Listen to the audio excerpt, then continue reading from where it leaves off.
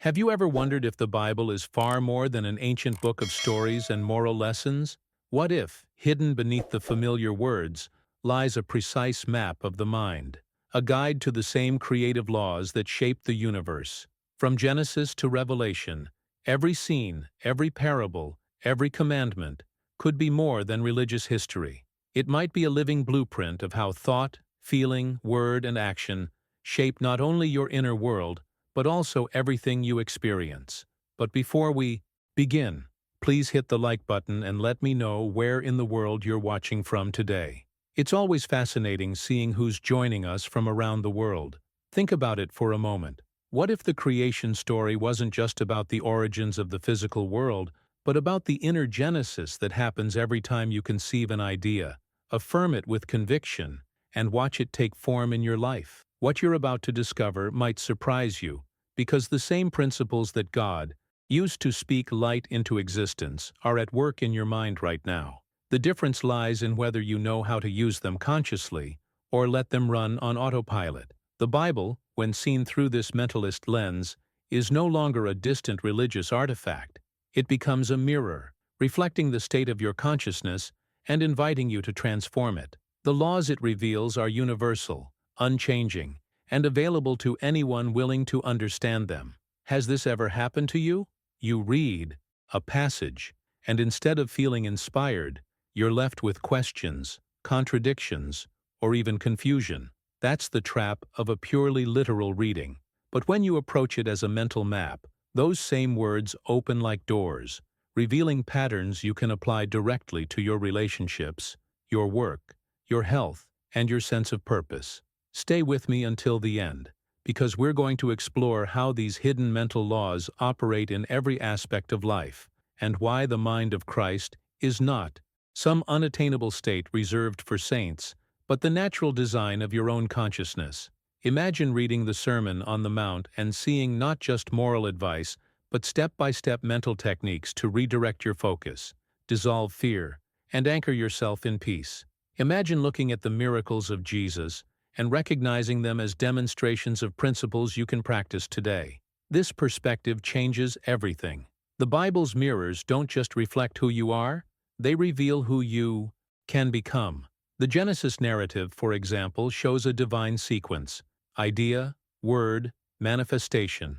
First comes the thought held in stillness, then the spoken affirmation, then the inevitable unfolding in reality.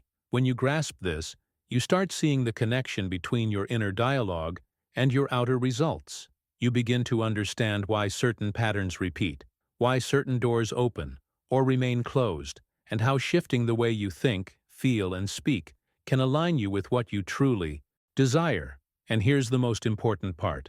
These laws are already at work in your life, whether you're aware of them or not. Just as gravity doesn't pause if you forget about it, the law of mind operates constantly, shaping your experiences according to the mental seeds you plant. The question is, are you planting them consciously, or are old beliefs, fears, and habits doing the planting for you? In the moments ahead, we'll begin to peel back the layers of meaning that have been hiding in plain sight. We'll see how the scriptures are not abstract theology but a living guide, designed to help you harness the same creative process described in its opening verses.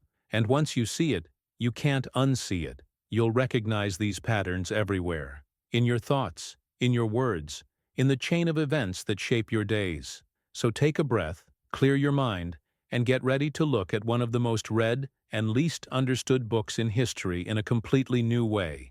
Because the journey we're about to take together is only just beginning. If this conversation added something valuable to your day, you're going to love what's coming next. Subscribe so we can keep growing together.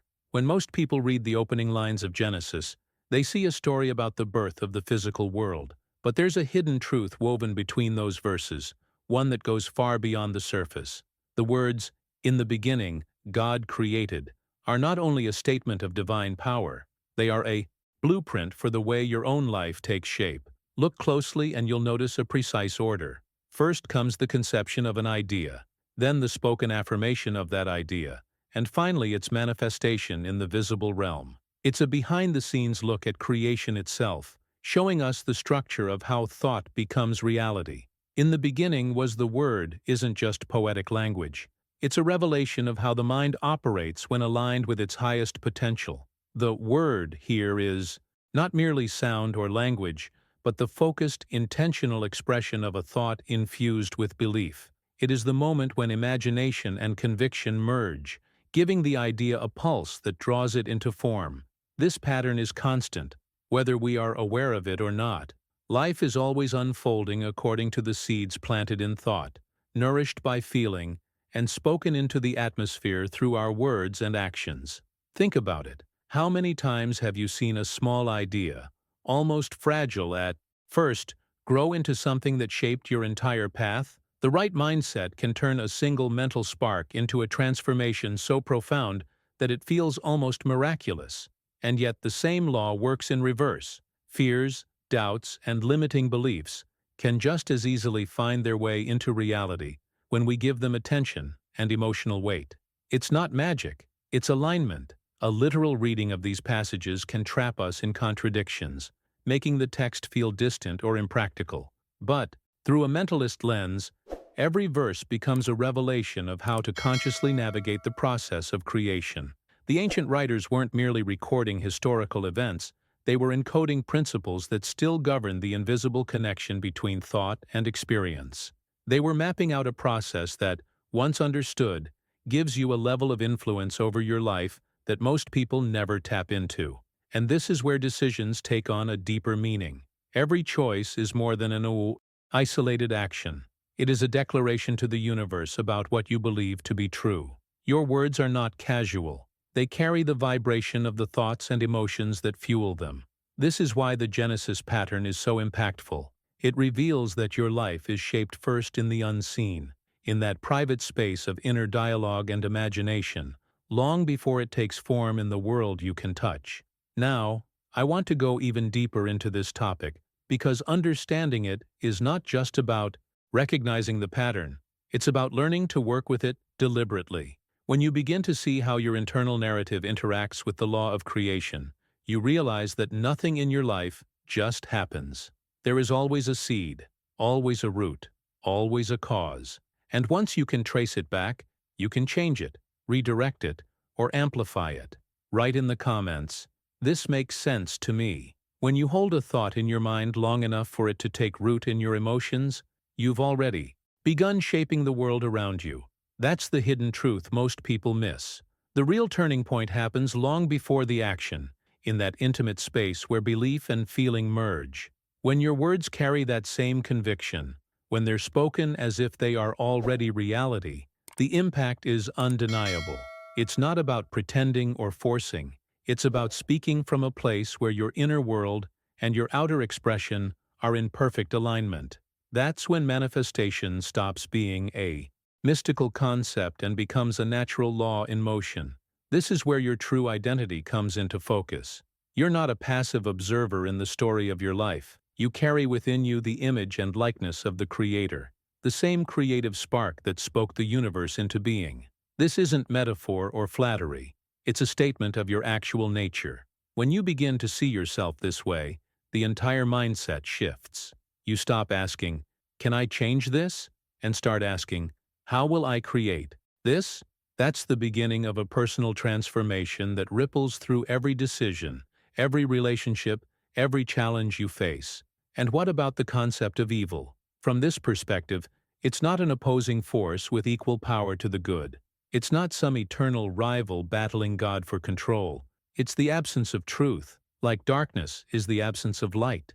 It exists only where the light of understanding has not yet been recognized. This is a radical shift in thinking because it means you're never truly powerless. The moment you affirm truth, the illusion loses strength. Stay connected for more moments like this. Hit subscribe, and let's keep this journey going. Prayer, in this light, becomes something very different from the anxious pleading many are used to.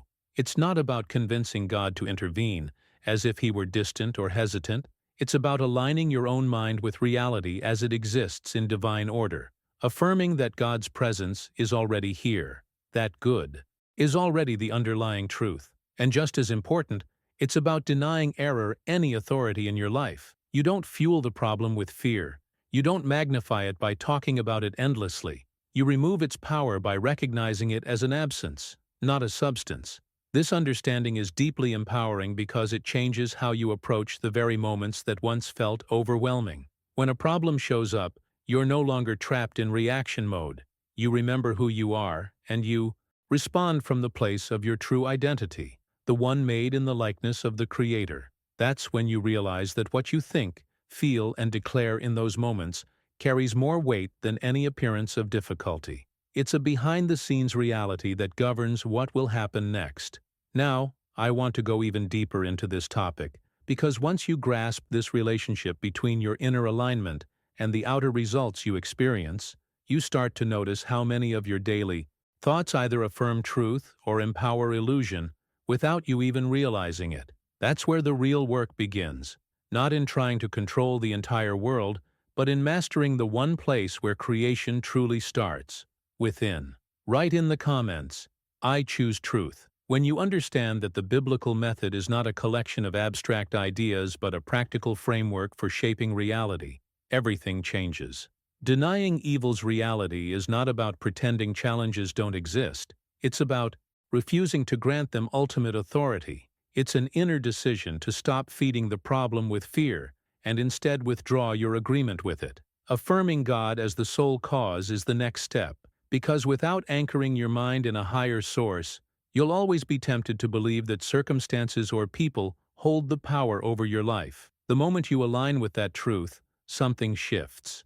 Your mindset stops reacting and starts creating, building a mental equivalent of the good you desire is where imagination and faith meet. It's seeing the health, the harmony, the abundance, as if it already lives in your world. This isn't daydreaming. It's aligning the blueprint inside you with the reality you want to experience. And when you practice gratitude in this state, it's not a forced smile over what's wrong. It's the deep, steady recognition that the good you've envisioned already has a place in the unseen, waiting to unfold. That's the essence of transformation.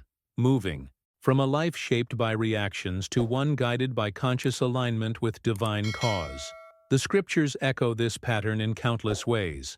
Psalms 27 speaks of unshakable confidence. "The Lord is my light and my salvation. Whom shall I fear?" Reminding us that fear is only the shadow cast when we forget our source. Psalms 91 offers the image of dwelling in the secret place of the Most High, a mental refuge where no storm can reach you. These are not just comforting verses, they're coded instructions for the inner posture that allows peace to endure even when the outer world is turbulent.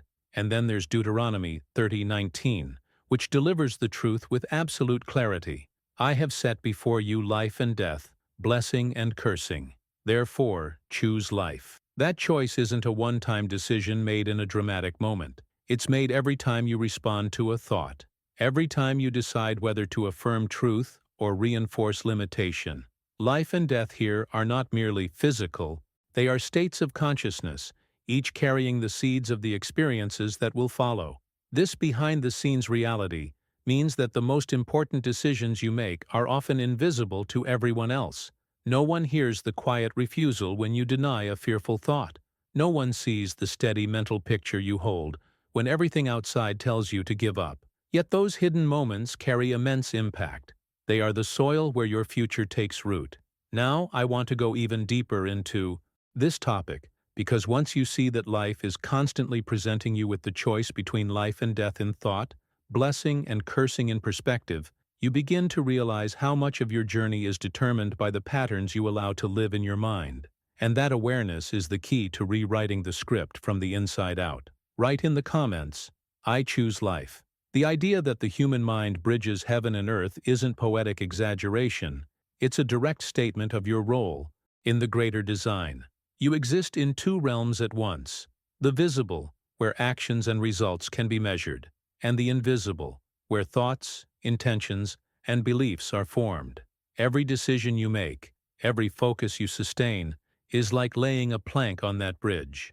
Some choices strengthen it, allowing divine possibilities to flow more freely into your life. Others weaken it, cutting you off from the very resources you were designed to access. This is where discipline comes into play. Not as a rigid set of rules, but as a deliberate training of the mind to remain aligned with truth, even when appearances try to pull you away. When you see the Bible as a living map, you begin to navigate your inner world with a clarity that changes everything. Each story becomes a coded direction, each parable a signpost pointing toward a transformation of consciousness. This isn't about memorizing verses for the sake of recitation. It's about recognizing the patterns they reveal and applying them in the moments that matter most, the quiet spaces where your mindset shapes your next outcome. And then comes a revelation that has been whispered through centuries. The kingdom of God is not a far-off place waiting at the end of your life's journey. It is within consciousness, here and now, waiting for recognition. This means every quality you've been taught to associate with heaven, peace, abundance, harmony, joy, already exists as a potential state inside you. The hidden truth is that manifestation doesn't begin with striving to reach something outside. It begins with uncovering what's already planted within. If this message spoke to you, imagine what else we can explore. Subscribe, and let's keep uncovering more. The mental keys of the inner Christ are the tools for unlocking that reality. They're not mystical objects or secret words, but states of awareness that allow you to live from your higher nature, rather than your conditioned patterns. Faith, gratitude, clarity, forgiveness. Each one is like a master key, opening new corridors of possibility in your life. Using them isn't a one-time ritual. It's an ongoing journey, a daily choice to return to alignment with the truth of who you are. What's remarkable is that once you start living from this place, the outer world begins to respond differently. The situations that once triggered fear or doubt lose their power because you no longer approach them from lack or limitation. You see them as opportunities to reinforce the bridge between the seen and the unseen, to participate consciously in the flow of the divine plan. It's a shift that happens behind the scenes, but carries a visible impact in your relationships, your work, and your sense of purpose. Now, I want to go even deeper into this topic, because understanding that the kingdom is within is only the first step. The real transformation begins when you learn how to recognize it in the middle of your everyday experiences, and bring its qualities into the smallest details of your life. That's when the bridge you're building becomes unshakable, and every thought, word, and action moves in harmony with something far greater than yourself. Write in the comments, "The kingdom is within me." If the universe is mind, then everything you see, touch, or experience is the end result of a process that began invisibly. Creation is not random. It follows a precise and unbreakable sequence. First the idea, then the word, and finally the manifestation. This isn't just spiritual poetry. It's the architecture of reality itself. The hidden truth is that every structure, every work of art, every relationship, every solution you've ever encountered began as a seed in someone's inner world, before it took form in the outer one. And here's where the impact becomes personal. Your thoughts are not idle. When they align with a divine idea, one that carries the qualities of truth, harmony, and good, they carry creative power capable of reshaping your life from the inside out. This alignment is not about forcing your mind into positive thinking while ignoring what's really there. It's about tuning into a higher frequency of thought, one that matches the intelligence that governs the universe. Imagine it as a musician tuning their instrument to match the pitch of the orchestra. Once you're in tune, the harmony flows effortlessly. This is where mindset becomes more than a self-help concept. It becomes the very tool by which you participate in the ongoing act of creation. The word, in this framework, is not simply language as we normally think of it. It's the mental formula, the focused, intentional expression that channels a divine idea into visibility. The word can be spoken aloud, written, or even held silently in thought. But in all cases, it acts as a bridge between the unseen and the seen.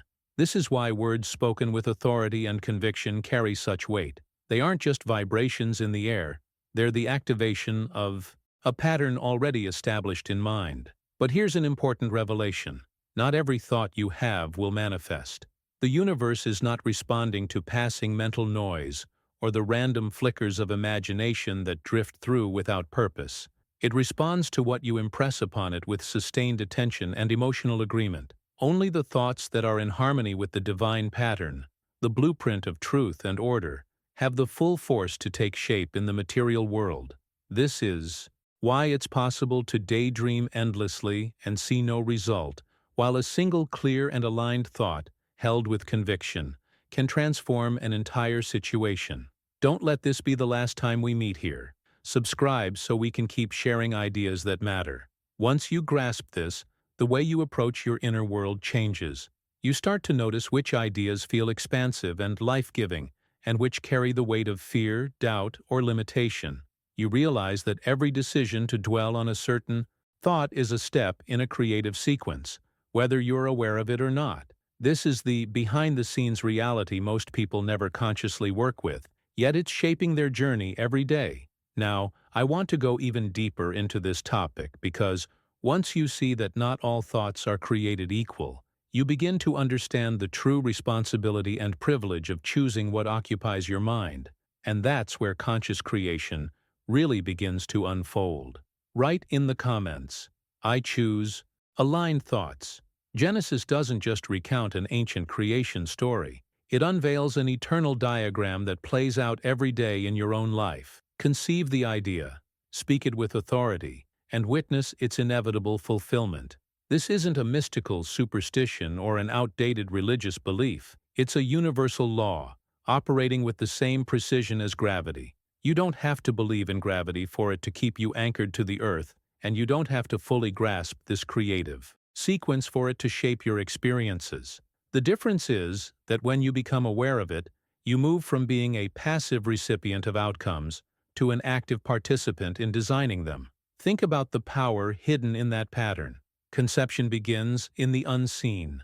An inner vision, a quiet conviction, an image you hold with enough focus for it to gain strength. Then comes the word, not as idle chatter, but as the deliberate expression of that vision.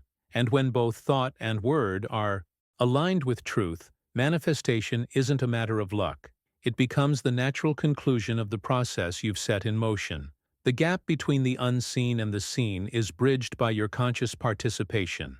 Being made in the image of God isn't about physical likeness. It's about the capacity to think with clarity, to feel with conviction, to affirm truth, and to act in harmony with it. Every joy you've experienced and every sorrow you've endured can be traced back to this mental process. Sometimes it's deliberate, often it's unconscious, but in either case, the inner pattern dictates the outer result.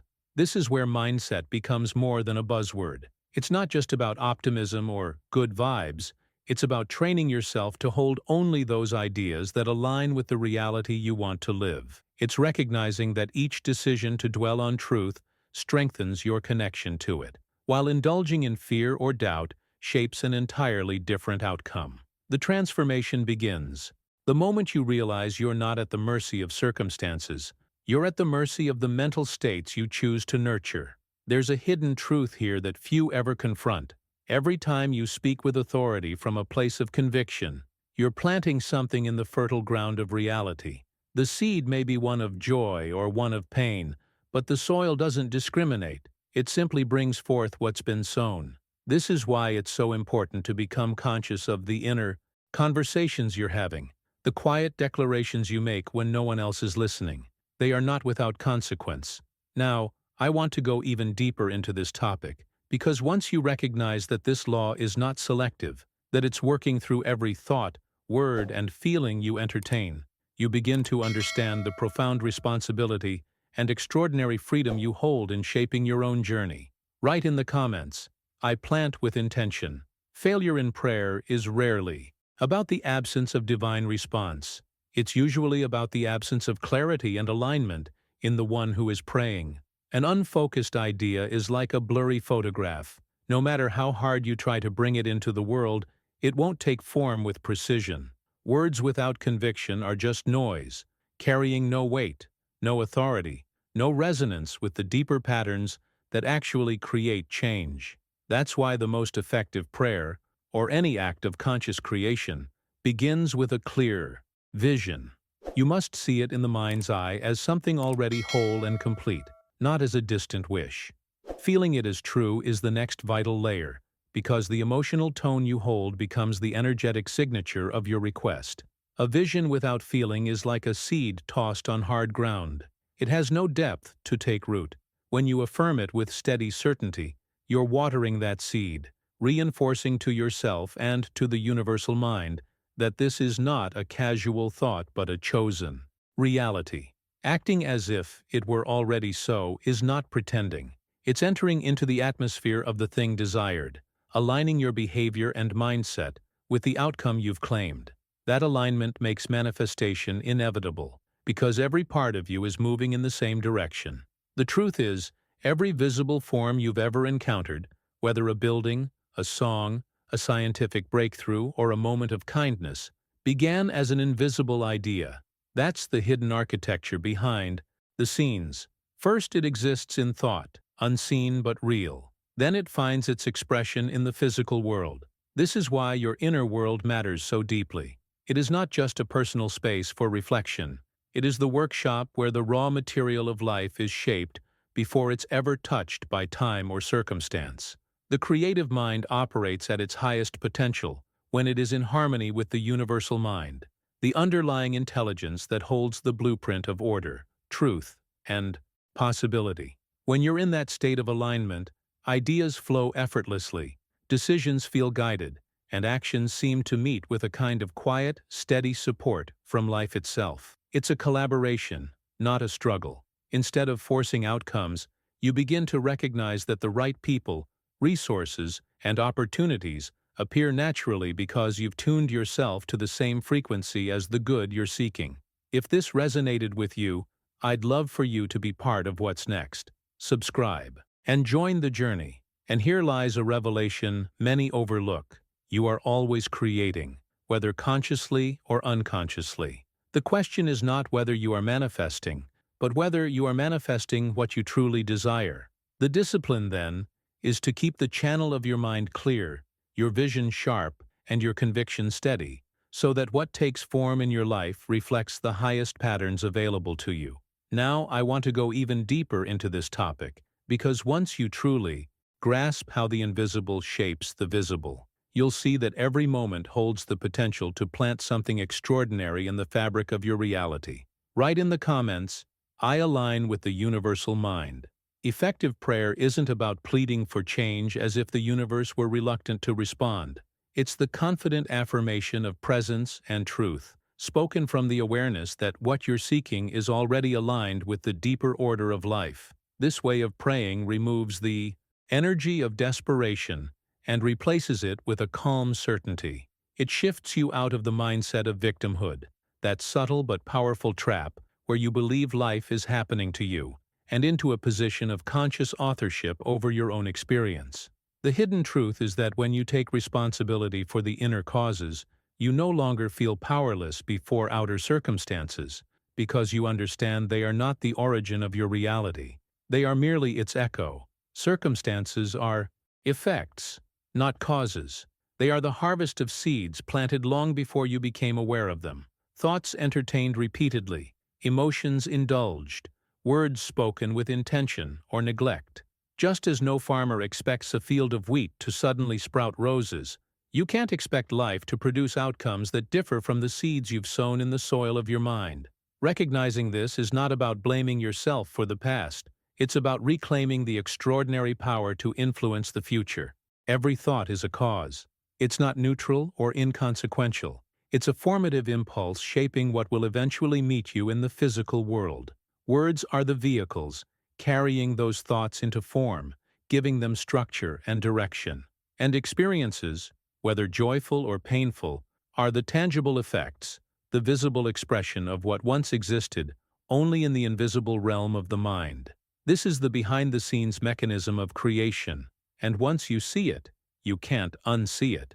If you want your life to change, you can't simply rearrange the outer furniture of your circumstances. You have to plant new mental seeds. That means consciously choosing thoughts that align with the reality you want, speaking words that reinforce those thoughts, and holding an inner emotional climate that nurtures them. This is transformation at its core. Not an external patch, but a fundamental shift in the patterns you're broadcasting into the fabric of life. And here's the most liberating part. You don't have to undo the past to begin this process. A single new seed, planted with clarity, conviction, and care, can over time outgrow and overshadow the old patterns that no longer serve you. Life responds not to the weight of your history, but to the vitality of the ideas you're cultivating right now. Now, I want to go even deeper into this topic, because once you truly grasp that thoughts are the root causes and experiences are simply their harvest, you start to see every moment as a fresh opportunity to shape your journey in ways you may have never dared to imagine. Write in the comments, "I plant new seeds daily." Persistent thoughts of fear and lack act like a lens that distorts reality, making even neutral situations appear threatening or insufficient. When those patterns dominate, life becomes a self-fulfilling prophecy, replaying the same scarcity and anxiety in different disguises. It's not that the world conspires against you, it's that the mind keeps feeding the soil of experience with the same seeds, and the harvest inevitably mirrors the planting. The hidden truth is that when you shift the internal conversation to one of peace and faith, reality itself begins to adjust. It may start subtly, like a shift in the tone of your interactions, but over time the entire landscape of your life reflects the new mindset. This is why guarding the heart is more than poetic advice. It's a practical necessity. The heart, in the biblical sense, is not just emotion, but the core of your being, the silent workshop where belief and imagination join to give birth to form. When that inner space is left unprotected, random influences and old narratives can seep in, eroding your clarity and focus. But when you tend to it deliberately, filtering what you dwell on and reinforcing what is aligned with truth, it becomes a wellspring of life that overflows into every decision, every word, every action. And then there's grace, that mysterious, often misunderstood force that moves instantly when thought aligns with truth. Grace is not about earning favor or waiting for divine timing to finally turn in your direction. It's about resonance. The moment your inner state matches the frequency of truth, change begins, sometimes faster than logic can explain. It's as if the barriers you thought were immovable dissolve, and the path ahead opens with an ease you couldn't have strategized.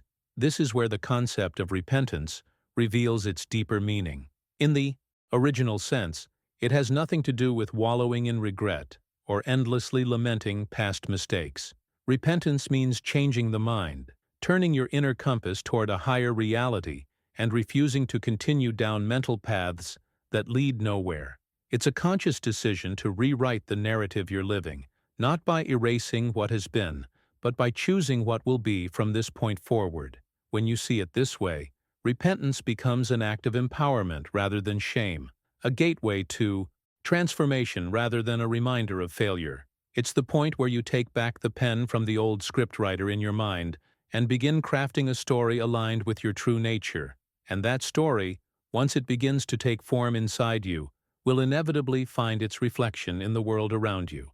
Now, I want to go even deeper into this topic, because once you realize how guarding the heart and renewing the mind operate together, you'll understand why real change often feels like an inner awakening long before it becomes an outer event.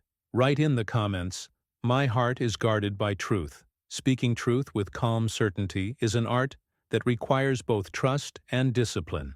It's not about forcing reality into shape through sheer willpower, nor is it about impatiently scanning the horizon for instant evidence that your words are working. It's more like planting a seed in rich soil. You know the laws of growth will do their part, and so you act accordingly without the constant agitation of checking if the seed has sprouted yet. This inner composure is not passivity. It's an active, confident stance that rests in the inevitability of the law's response. When you trust this process, your words take on a different quality. They're not casual or half-hearted. They are deliberate, infused with a quiet authority that comes from alignment rather than ego.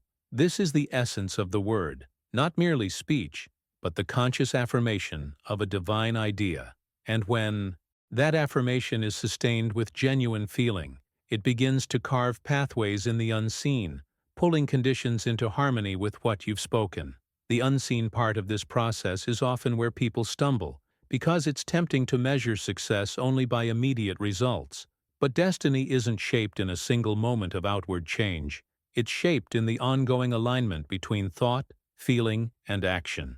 Each time you affirm truth without wavering, even in the absence of visible proof, you reinforce a pattern in the deep structure of your being. That pattern eventually becomes the lens through which life expresses itself to you.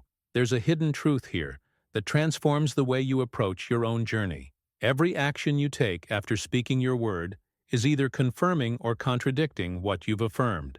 If you declare abundance but act from fear of loss, you're sending mixed signals to the very law you expect to respond.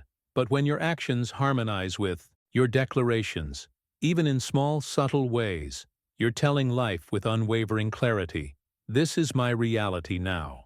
Over time, the combination of conscious affirmation, sustained emotional conviction, and consistent action becomes a kind of gravitational field, drawing matching experiences toward you. It's not magic, though it may feel like it. It's the inevitable outworking of a principle as constant as gravity. And this is why the stories we live by matter so much. They're not just narratives in our minds. They're blueprints for what unfolds in the world around us. Now, I want to go even deeper into this topic, because understanding how affirmation, feeling, and action weave together into the fabric of destiny is the key to unlocking results that no longer feel random or uncertain, but natural and inevitable. Write in the comments, "I speak truth and live it." Taking control of the mind is not about suppressing every unwanted thought or policing yourself into rigidity. It's about stepping into a conscious role as the director of your own inner stage, knowing that the mind will follow the strongest patterns you consistently feed it. When you begin today, not waiting for ideal circumstances or some distant better moment, you signal to life itself that you are ready to shape your reality from the raw material already in your hands. This is where transformation truly starts, not in a future vision board, but in the present choice to affirm the good that already exists and expand it. What's often overlooked is that the raw material for this inner work isn't limited to tangible resources. It's your attention, your emotional energy, your decision to see possibility where others might only see limits. Affirming the good that God has provided means recognizing that you are already standing on fertile ground, even if, on the surface, it feels barren. The moment you choose to work with what you have, you shift from passively observing life to actively collaborating with it. That collaboration rewires your mindset, altering the trajectory of every decision you make from here on out. And this shift becomes even more powerful when you understand the truth about identity. You are not the sum of your past actions, mistakes, or the roles you've played for others. Those are chapters, but they are not the essence of your being. The real self, the one made in the divine image and likeness, stands untouched by the noise of external definitions. This self is not shaped by reputation or history, but is eternal, complete, and perfect in its origin. When you operate from that truth, you begin to act from a place of wholeness rather than lack, and the decisions you make carry a different weight and impact. There's a hidden truth here. Most limitations we experience are sustained not by external barriers, but by the stories we keep telling ourselves about who we are. These inner narratives can become invisible prisons, keeping us walking in circles. But when you recognize that your true identity is beyond those walls, the prison door swings open, and it's not the outer world that changes first, but the way you see yourself moving through it. That shift in perception naturally begins to reshape circumstances because your actions now carry the authority of someone who knows they are more than their past. This is why beginning now, with what you have, is so vital. It's not about waiting until you feel ready, because readiness isn't a feeling, it's a decision.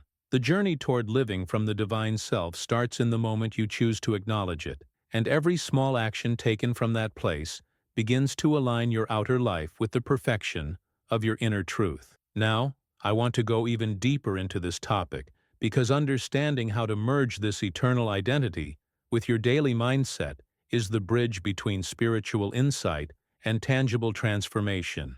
Write in the comments, "I live from my true self." When you See yourself as an individual expression of the divine. Something shifts in how you walk through life. You realize that you are not separate from the source of wisdom, strength, and creativity.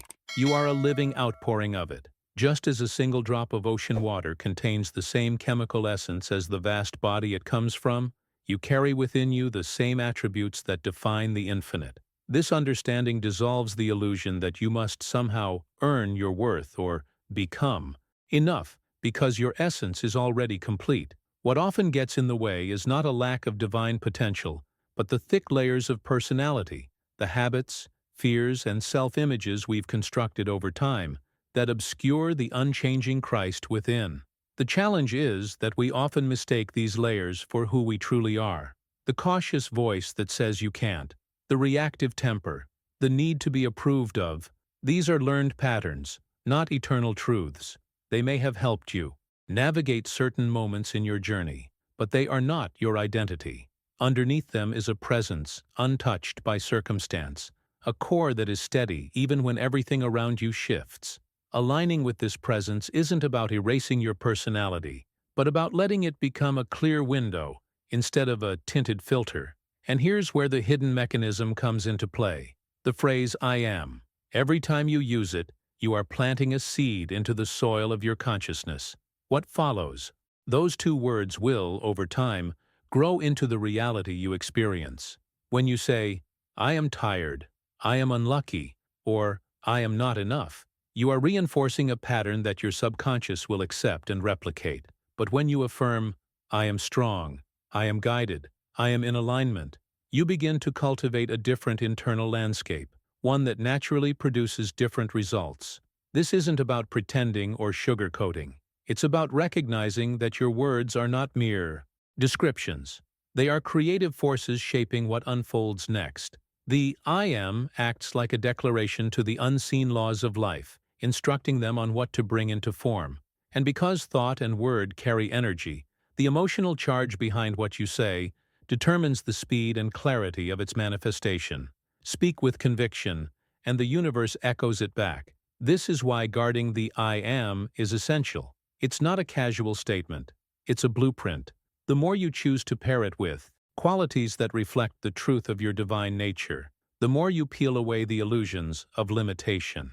Over time, your external life begins to mirror the inner transformation, and what once seemed like impossible breakthroughs start to appear as natural outcomes. Now, I want to go even deeper into this topic, because understanding the subtle ways we use "I am" without realizing its impact can completely rewrite the script of your journey. Write in the comments, "I am aligned with truth." Forgetting who you truly are is like drifting into a dream where you play a role that was never meant to be permanent. That is the essence of the prodigal son's journey, not a condemnation of rebellion or a moral warning, but a vivid portrait of what happens when consciousness turns away from its divine origin. In that moment of separation, life begins to feel like a struggle for survival. Identity becomes tied to circumstances, and worth appears conditional. Yet the power of this story lies in the return. The instant the mind chooses to remember its source, the distance dissolves. Restoration does not require earning favor, climbing spiritual ladders, or paying penance. It is the recognition of truth that instantly restores the awareness of sonship. The Father's embrace in the parable is not a delayed response to good behavior, but an immediate reflection of the eternal bond that never broke. This is the hidden truth that transforms guilt into gratitude.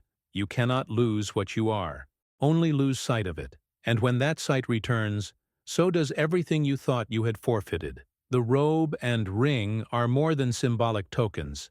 They represent authority and wholeness re-established in consciousness, the outward sign of an inward realignment.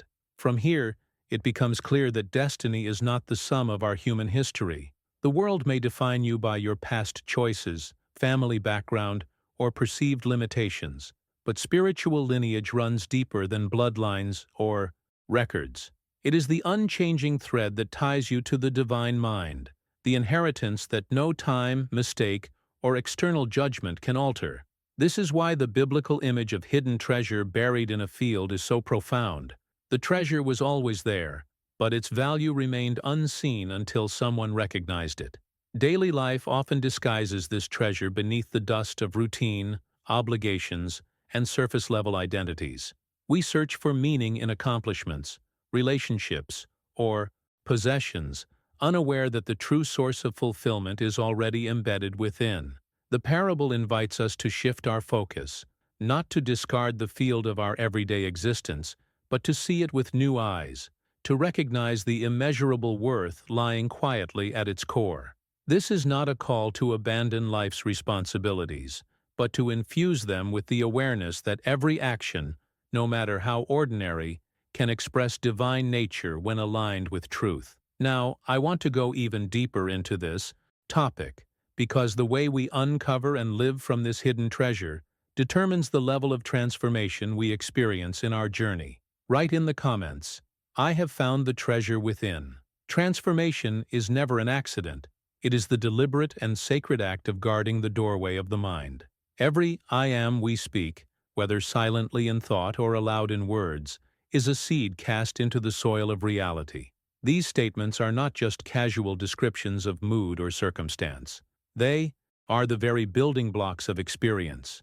When you say, "I am tired," "I am unlucky," or "I am not enough," you are quietly authorizing your world to arrange itself accordingly. And when you declare, "I am whole," "I am provided for," "I am guided," you align with a pattern that has the power to dissolve the old and call forth the new.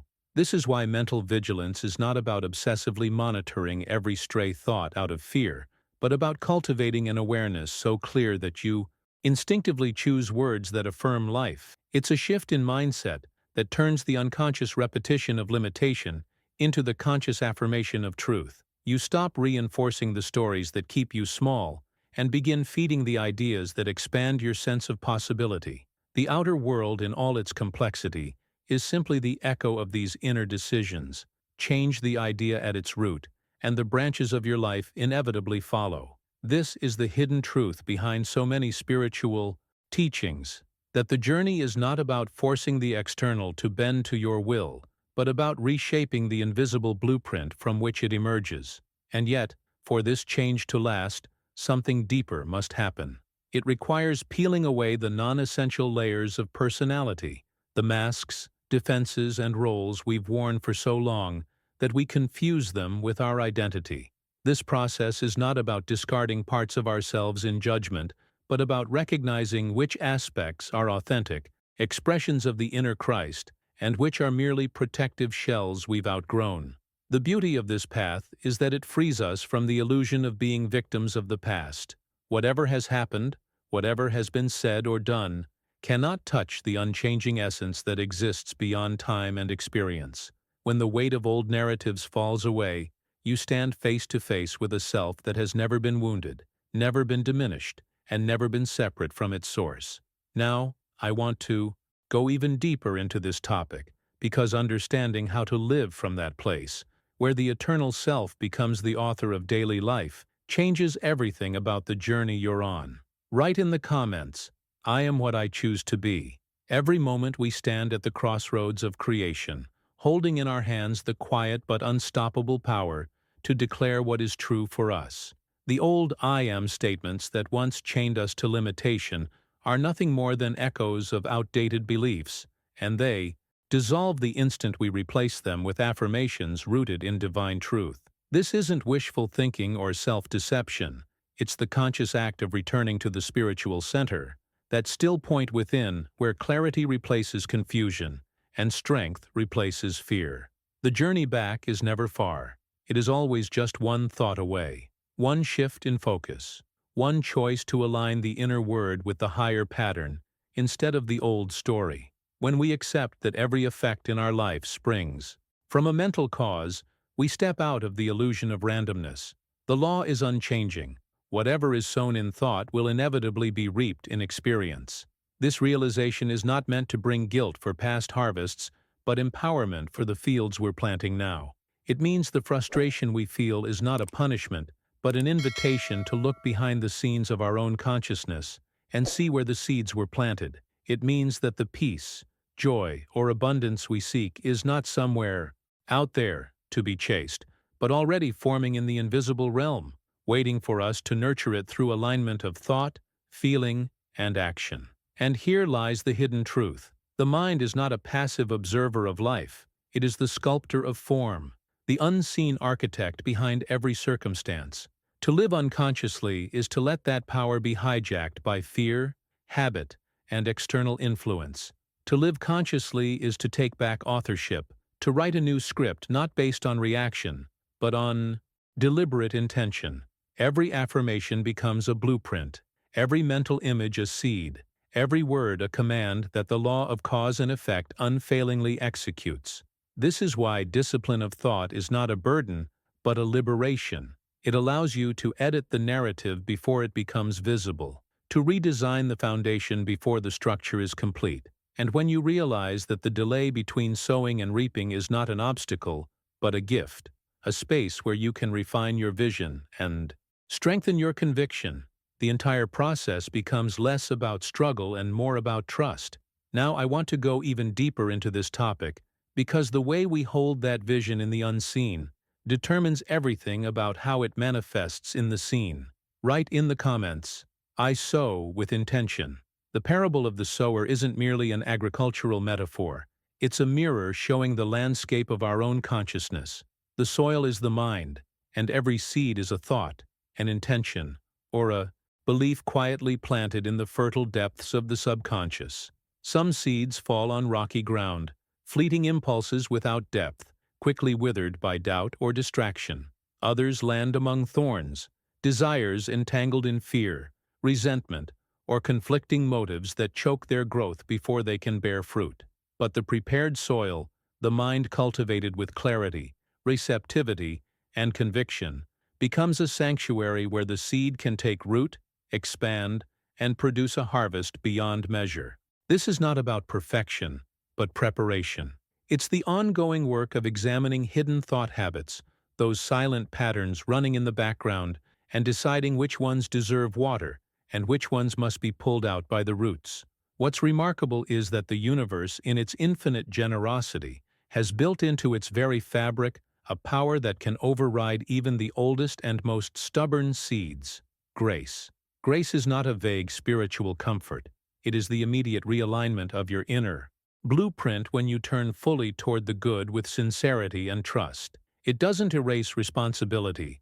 Rather, it accelerates transformation by dissolving the energetic charge of past errors, freeing the ground for new planting. This is why a single moment of genuine recognition can shift the trajectory of an entire life, bypassing years of struggle through a sudden infusion of truth. But for grace to work unhindered, vigilance over the heart, the deep subconscious, where all seeds take root, is essential. This is the hidden workshop of reality, the place where every thought eventually becomes a living form.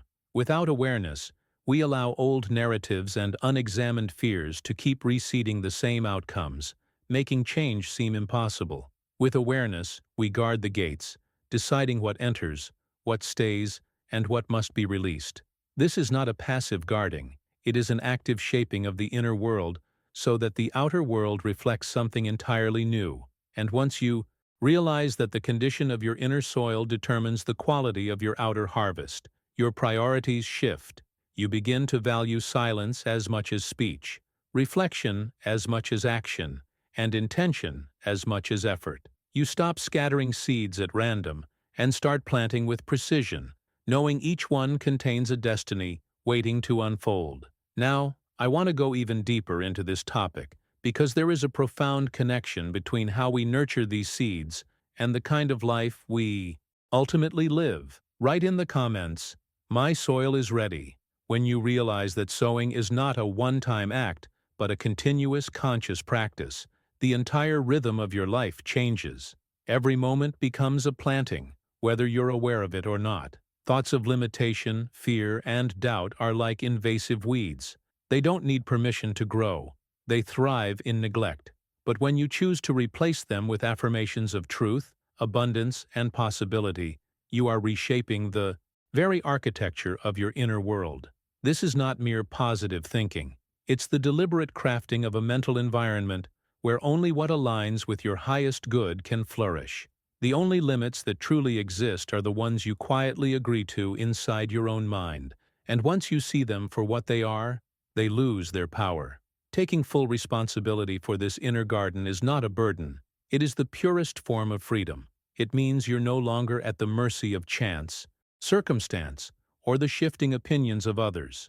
You become the deliberate architect of your own reality, tending to each mental seed with the same care an artist gives to a masterpiece in progress. Happiness stops being something you chase and starts being the natural fragrance of the thoughts you nurture daily. Success, too, ceases to be an external prize to be earned and becomes the inevitable harvest of seeds planted with purpose and consistency. This shift in perspective creates a profound transformation in mindset. You stop measuring progress solely by visible results and begin valuing the invisible groundwork being laid beneath the surface. The days when nothing seems to be happening are no longer discouraging, because you know the soil is working in silence, turning the unseen into the inevitable. You begin to trust the process with a quiet certainty, like a gardener who doesn't dig up the seed every morning to check its growth, but waters it faithfully because the law of life never fails.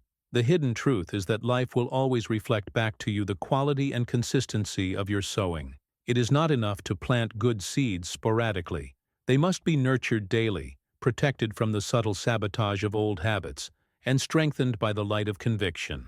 The journey is less about forcing change and more about allowing the right conditions for what is already within you to unfold.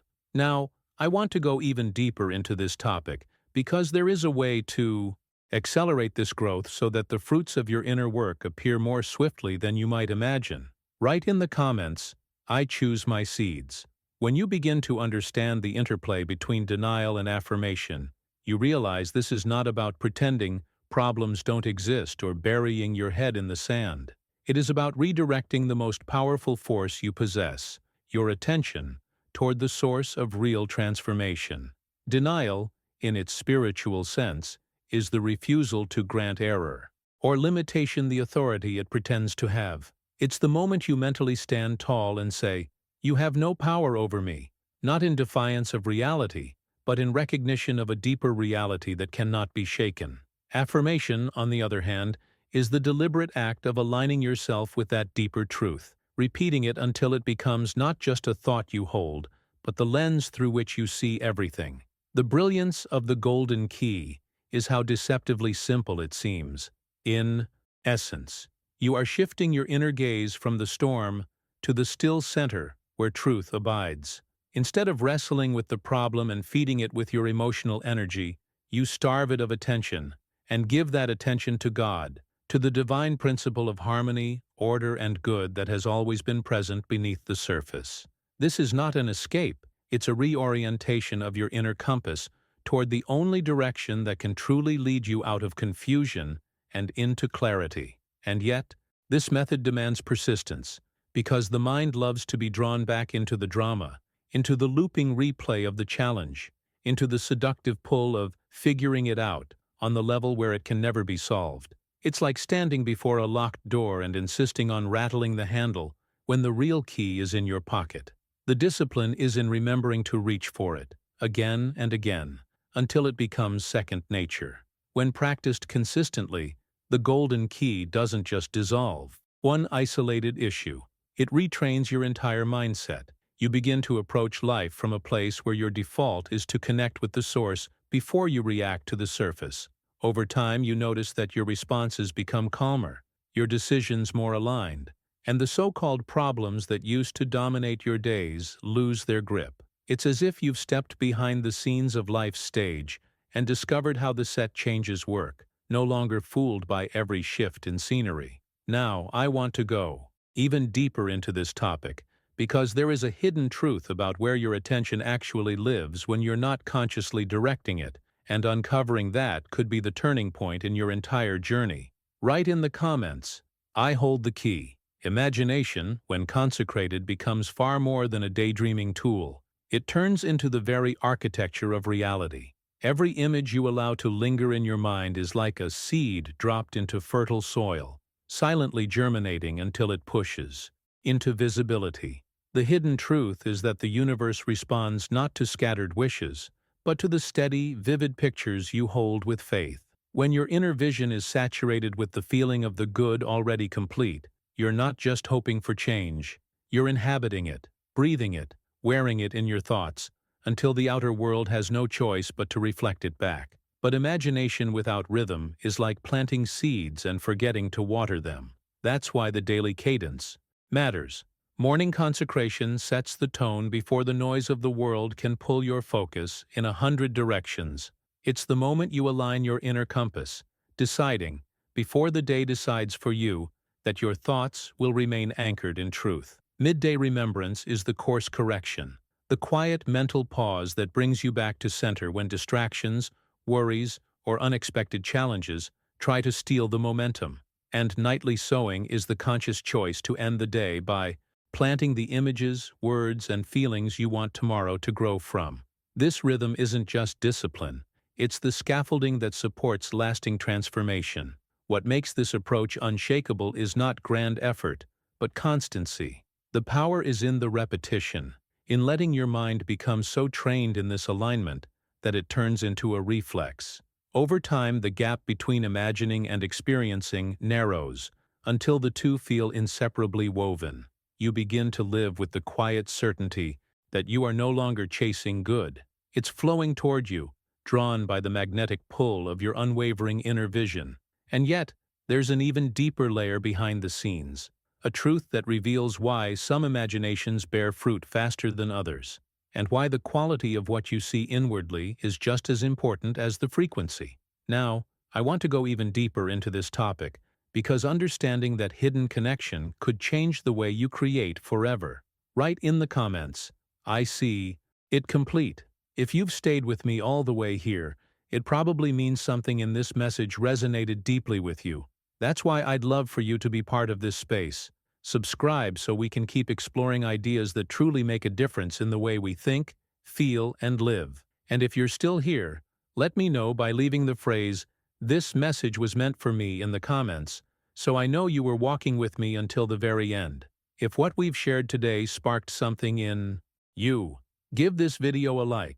It's a simple way to keep this connection alive. There's a video right here that complements this topic beautifully. Click and continue with me over there.